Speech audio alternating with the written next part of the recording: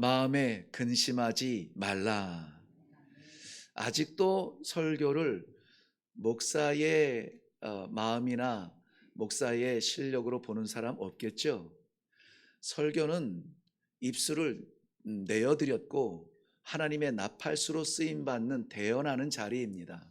그러므로 이 목사가 하는 말이 아니라 오늘 말씀을 성대를 움직여서 외치신 우리 예수님의 말씀입니다. 너희는 근심하지 말라는 거예요. 우리 말로 풀어서 번역을 했기 때문에 너희는 마음에 근심하지 말라 이렇게 되어 있습니다만은 본래 이 말씀을 기록한 헬라어 문장력으로 보면은 근심하지 말라 명령이에요. 이것도 저것도 따지지 않습니다. 신앙생활 이런 거 따지지 않아요. 너희는 이것도 없어요. 근심하지 말라 이 안에 너희가 포함이 되어 있어요. 누구냐면 예수님의 말씀을 받는 사람이에요. 지금 그 앞에 누가 이 말씀을 받냐면은 예수님의 제자들이 받아요. 근데 예수님께서 그 제자들에게 너희 근심하지 말라는 거예요. 왜 이 말씀을 하십니까? 바로 예수님을 앞에 두고도 근심 걱정이 우리 흔한 얘기로 눈깔이 바빠요. 눈알이 바쁜. 어떻게 하면 좋아? 어떻게 하면 좋아? 어떻게 하면 좋아? 지금 이 상황이 그래요. 예수님이 척 봐도 이 아이들이 지금 근심에 빠져 있는 게 보여요. 근심이라는 말의 그 본래 의미가요.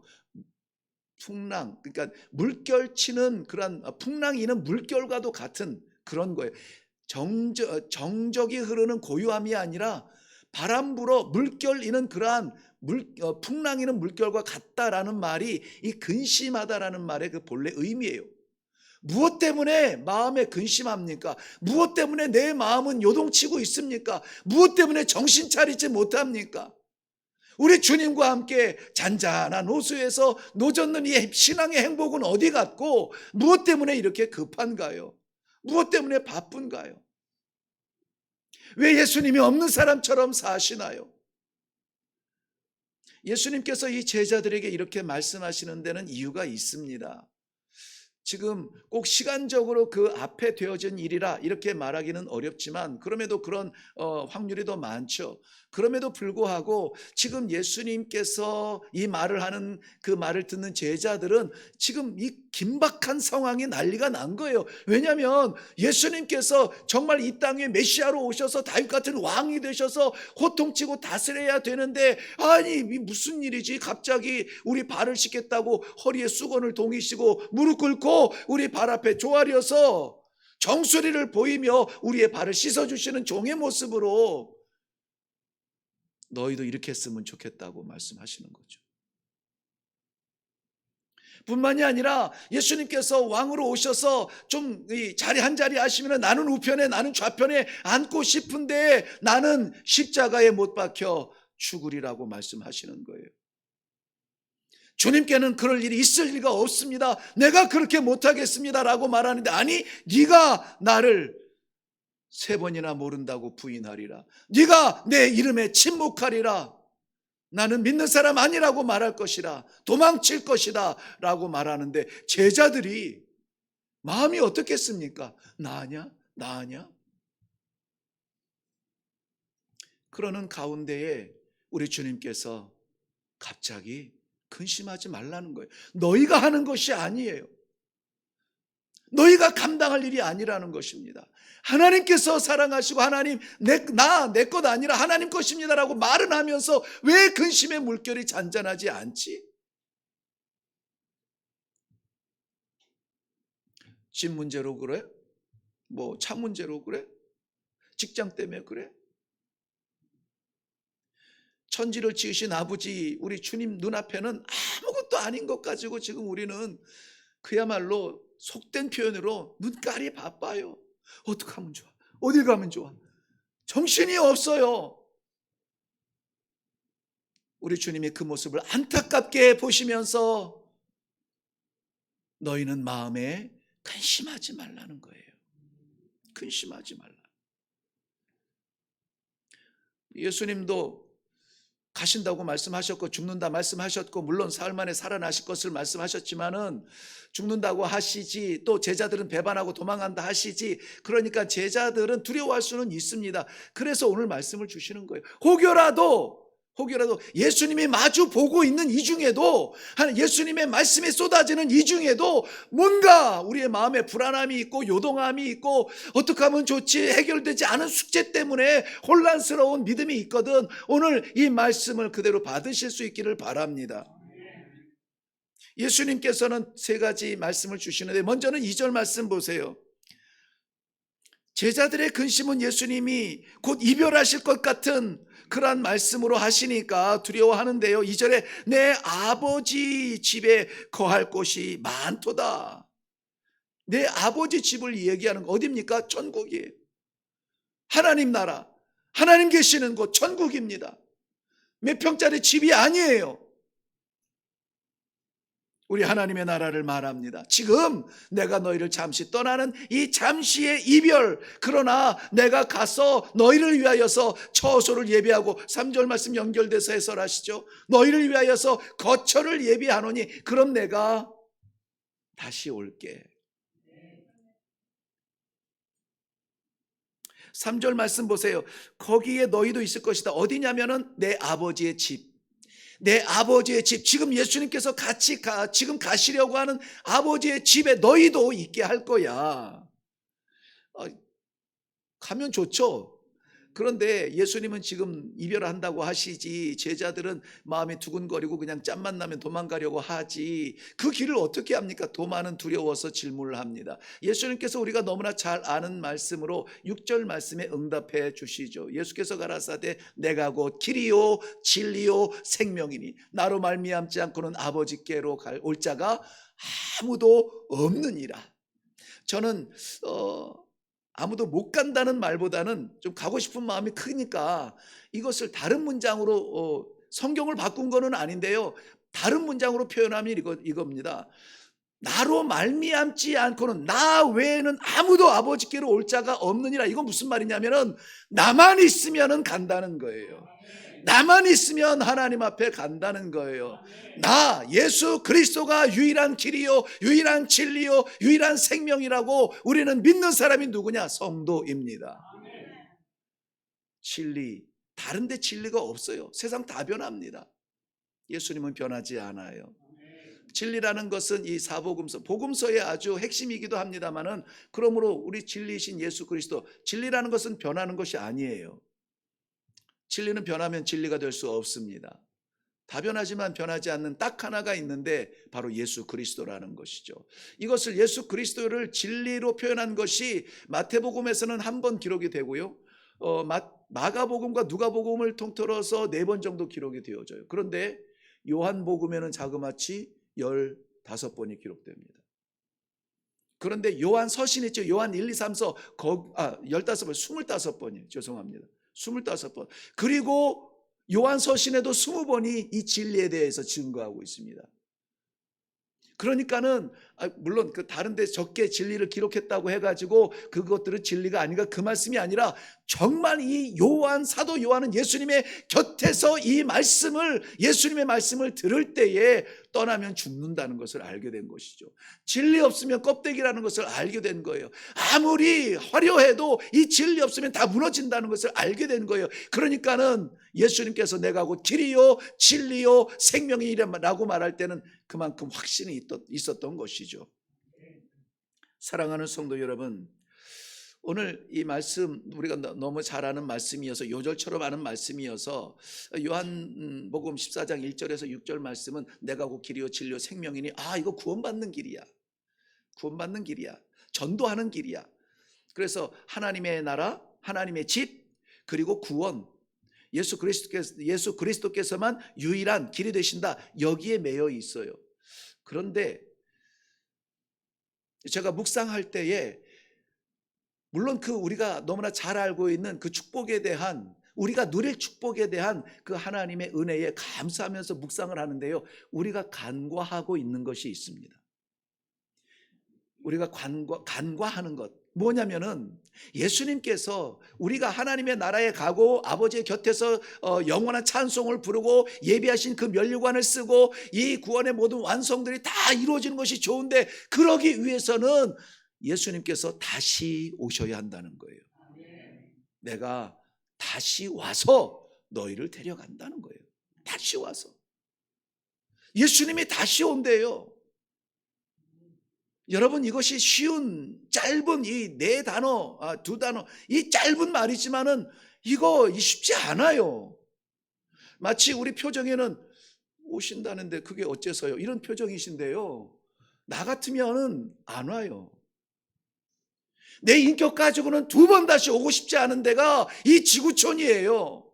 창조주이신 하나님께서 우리를 사랑하사 구원하시기 위하여서 오늘 오후 예배에도 요한복음 3장 16절이 이제 뭐 중복이 됩니다만은, 우리를 사랑해 주셔서 구원하고자 이 땅에 오셨는데 영광이 환영받기는커녕 피조물 그 인간의 가장 누추한 말 구유에서 말먹이 통에 태어났음에도 불구하고, 그럼에도 예수님을 치근하게 여기는 사람 하나 없이 눈만 뜨면 이를 죽이려고 작정했던, 심지어는 침뱉으며 모욕하며 옷을 다 벗기고 왕이라고 가시 면류관 씌워서 피를 쏟게 하고 창으로 찌르고 못으로 받고 죽였던 땅이 어디예요? 이 지구촌 아닙니까? 우리 세계 아닙니까? 그런데 이곳을 다시 오신대요. 뭐 비유가 될 수 없는 비유지만, 군대를 다녀오신 우리 남자들은 공통적으로 하는 부대가 다르고 뭐 주특기가 다르고 뭐 상황이 다 달라도 똑같이 하는 말 하나가 있어요. 제대하면은 나는 그쪽 보고 오줌도 안 쌀 거야. 진짜요? 우리 저 신랑들한테 물어보세요. 네. 똑같이 그런 말 합니다. 왜? 거기에서 인간 이하의 대접을 받고 거기서 마음대로 하지 못하는 굴욕을 당했고 막 이런 것들, 다시는 쳐다보고 싶지도 않아. 쳐다보고 싶지도 않아. 왜요? 고생했으니까요. 내 청춘을 마치 빼앗긴 것 같은 그러한 아쉬움, 억울함이 있으니까. 그런데 예수님께서 이 땅에 다시 오시겠다는 겁니다.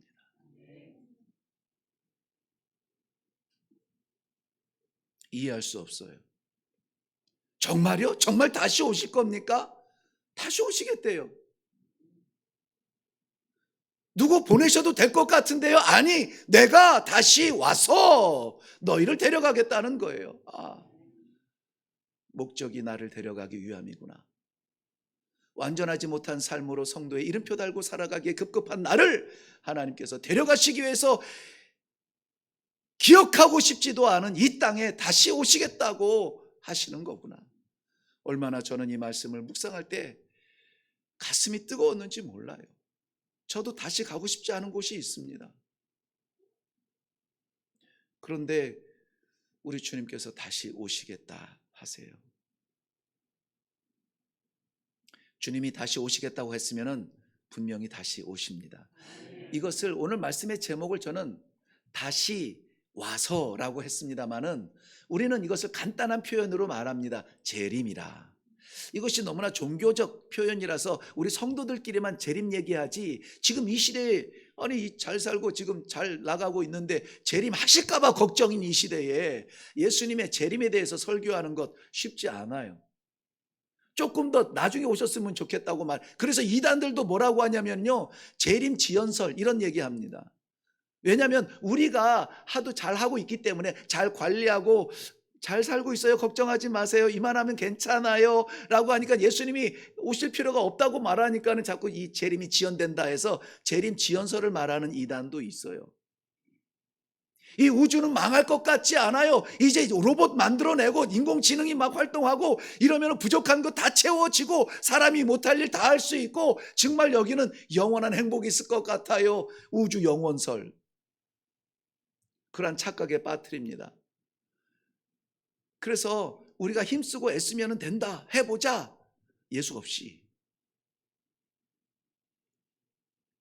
또 굳이 꼭 예수님이 재림하셔야 돼. 재림하시면 뭐가 있죠?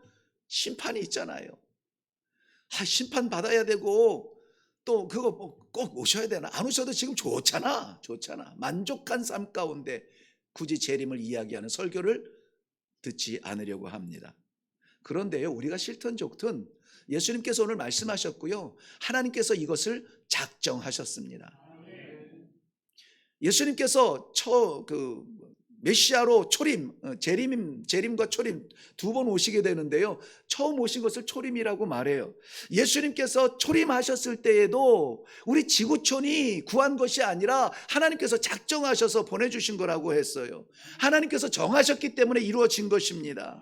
예수님께서 이 땅에 그리스도로 오신 것 자체가 하나님의 작정하심이에요. 사람들은 바뀔 수가 있습니다. 그런데 우리 하나님은 바뀌지 않아요.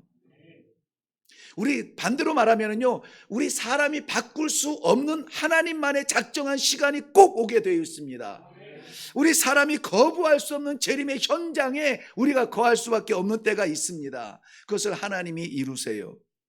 예수님의 재림하신다고 해서 막 이 지구촌에 막 큰일 난 것처럼, 없어서는 안 될 일이 일어난 것처럼, 그런 기상이 악화되고 이상한 현상이 나타나는 것처럼 그런 놀라운 일 정도가 아니라는 것입니다.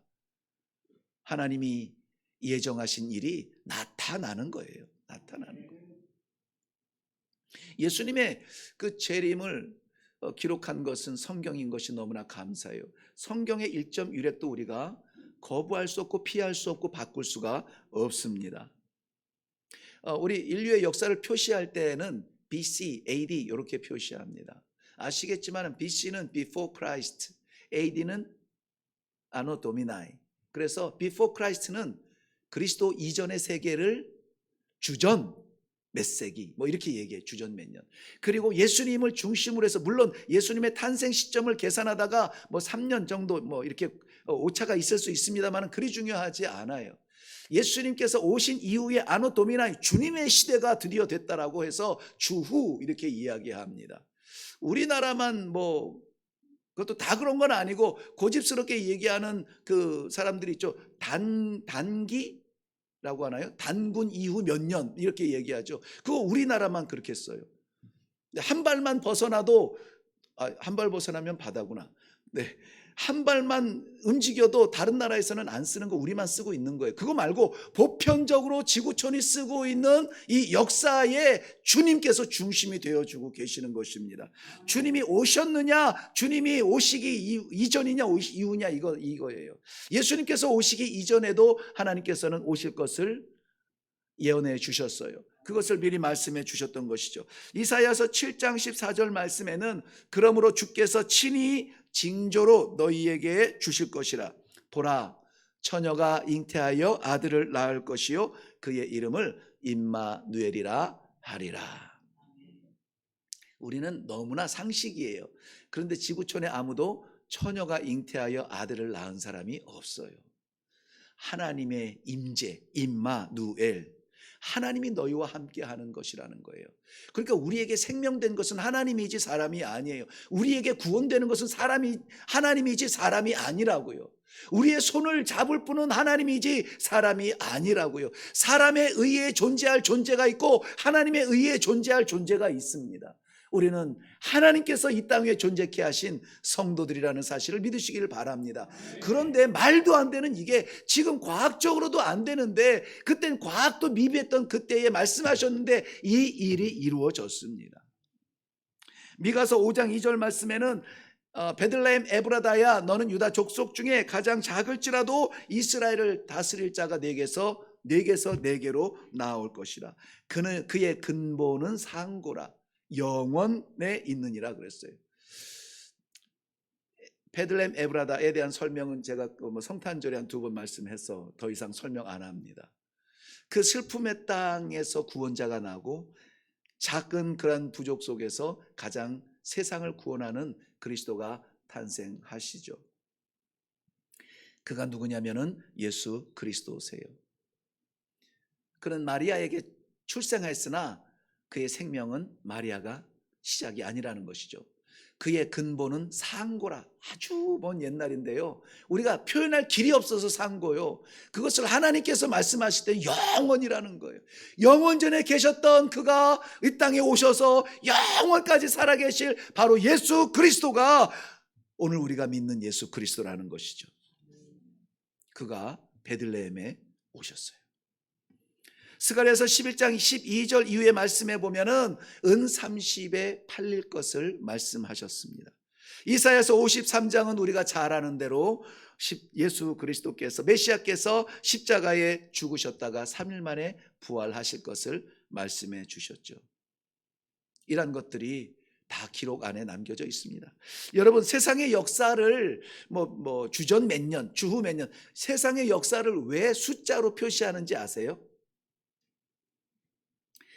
그 이유는 아주 간단합니다.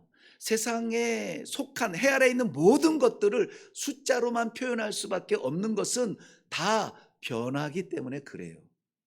1이 2가 되고 2가 5가 되고, 내가 지금도 내 마음은 20살 같은데 지금 3곱은 더해야 내 나이가 됐습니다.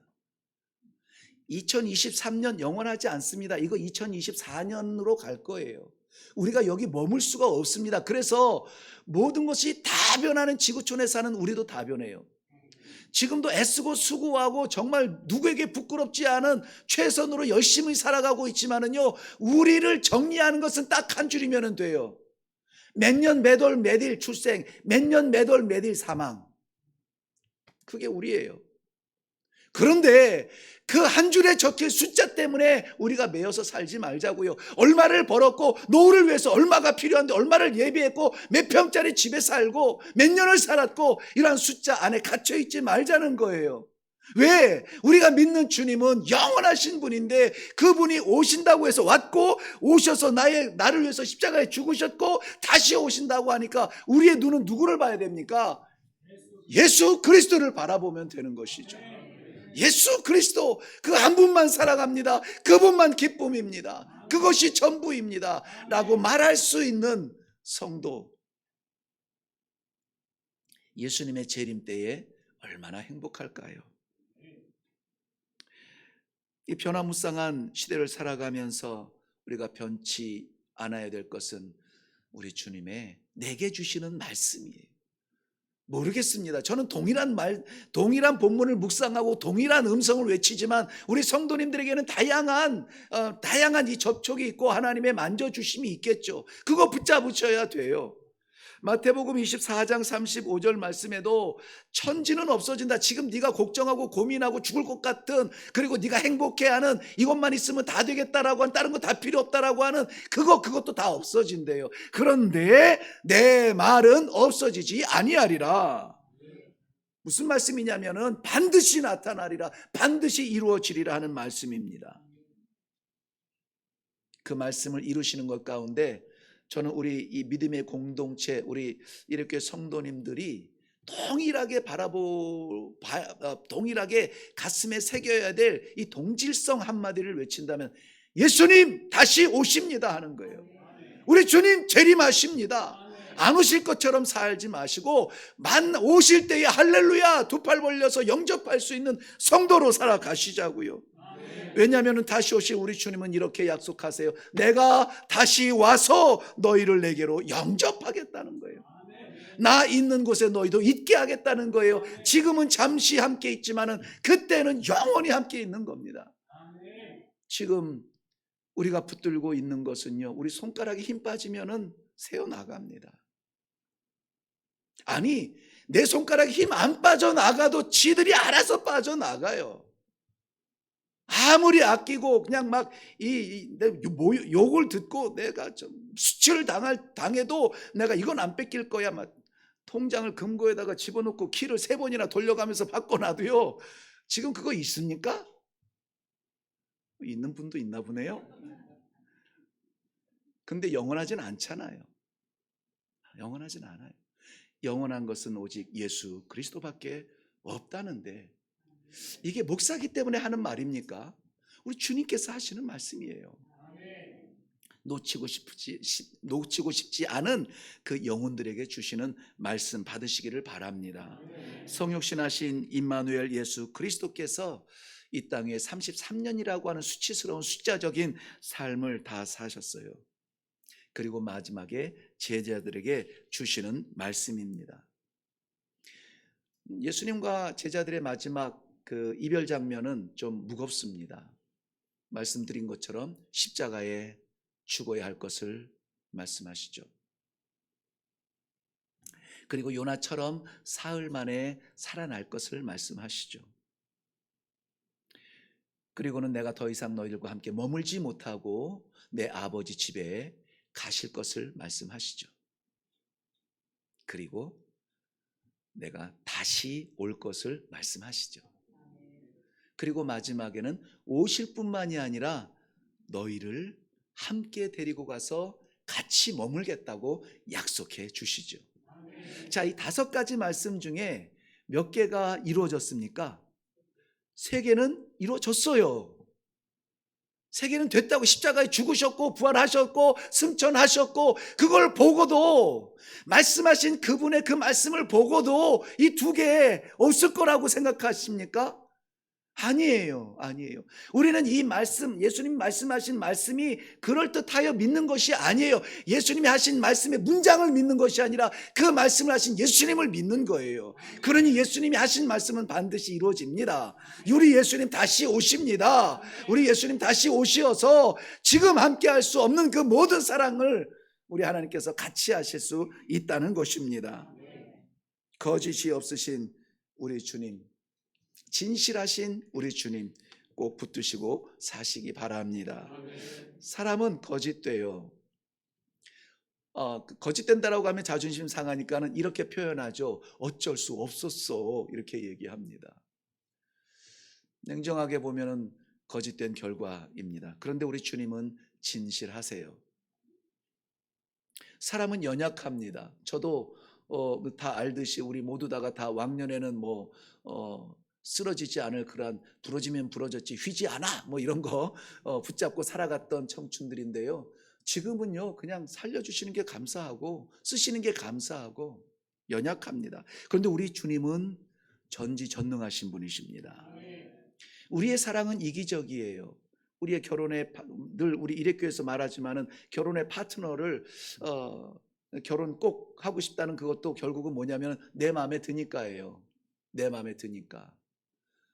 권사님 안 드셨다고? 네, 다 드시니까는 결혼했죠. 네, 내 마음에 들어요. 사랑스러워. 누구 기준에? 내 기준에 사랑스러운 거예요.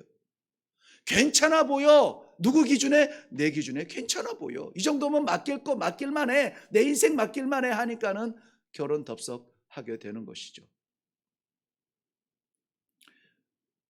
이기적인 사랑. 그런데 우리 하나님은 철저하게 이타적 사랑으로 우리들에게 베풀어 주셨죠.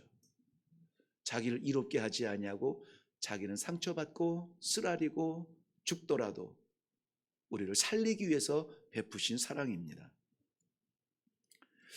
우리는 제한적 능력이 있습니다. 못하는 일이 너무나 많아요.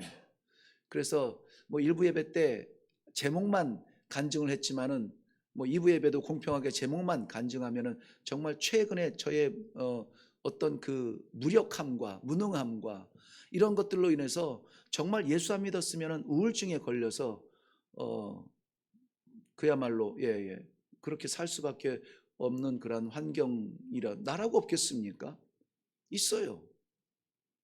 그럼에도 불구하고 제가 오늘 이렇게 이 아름다운 귀한 성도들과 예배를 드릴 수 있는 이 축복과 특권은 나의 어떠함이 아니라 우리 하나님께서 내게 주신 무한 능력이고 무한 사랑이고 무한 감사, 내가 돌려드릴 수밖에 없는 것이죠. 우리 하나님은 반드시 이루십니다. 우리 11절 한번 건너가 볼까요? 말씀을 맺으려고 합니다. 11절 말씀. 내가 아버지 안에 거하고 아버지께서 내 안에 계심을 믿으라. 그렇지 못하겠거든 행하는 그 일로 말미암아. 다 같이 시작. 나를 믿으라. 아멘. 나가 누굽니까? 예수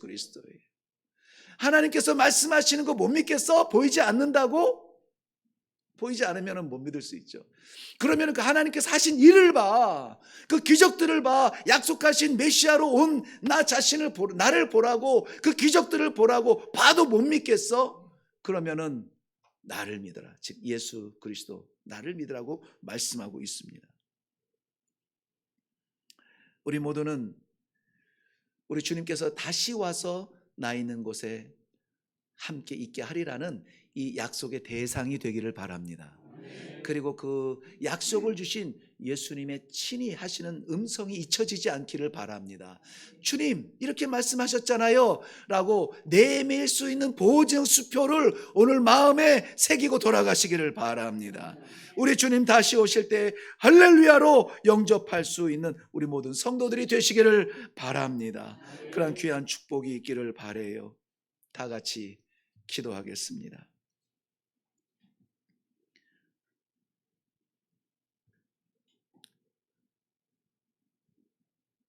나 같아도 오고 싶지 않은 이 지구촌에, 아니 내가 다시 올게, 다시 와서 너희를 데리고 나 있는 곳 우리 아버지 집 천국에 같이 머물 수 있도록 할게.